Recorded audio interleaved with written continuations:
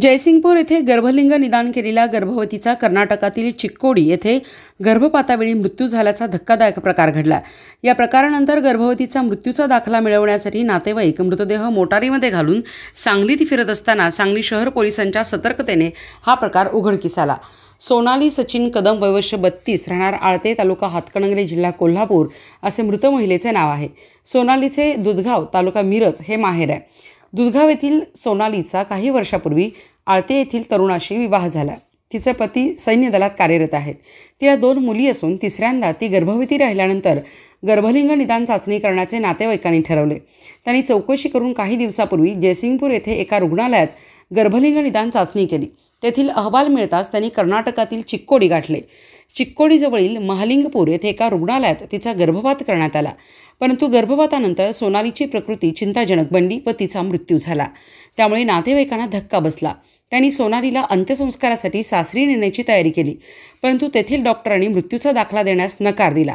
सोनालीच्या मृत्यूची बातमी सर्वत्र पसरू नये म्हणून तातडीने अंत्यसंस्कार करणे गरजेचे होते, परंतु मृत्यूचा दाखला मिळवायचा कसा यासाठी तिचा मृतदेह मोटारीत घालून नातेवाईक सांगलीत आले। सांगली परिसरात कोणता डॉक्टर मृत्यूचा दाखला देईल म्हणून ते सायंकाळी चौकशी करत फिरत होते। सायंकाळी बसस्थानक परिसरात मोटारीत मृतदेह ठेवून नातेवाईक फिरत असल्याची माहिती सांगली शहर पोलिसांना मिळाली। पोलीस निरीक्षक संजय मोरे यांनी तातडीने संशयितांना ताब्यात घेण्यास सांगितले। गुन्हे प्रकटीकरणाचे गौतम कांबळे, सुमित सूर्यवंशी आणि इतर कर्मचारी यांनी बसस्थानक परिसरात थांबलेल्या मोटारीजवळ जाऊन पाहणी केली, तेव्हा मोटारीत मृतदेह ठेवल्याचे दिसले।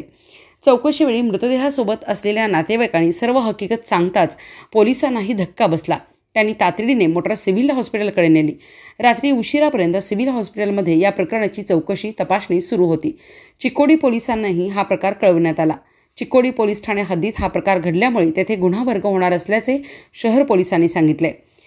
कोल्हापूर जिल्ह्यातील गर्भलिंग निदान आणि गर्भपात करणाऱ्या रॅकेटचा तपास करताना सांगलीवाडी कनेक्शन समोर आले। सांगलीवाडीतून गर्भपाताची औषधे पुरवणाऱ्याला नुकतीच अटक केली।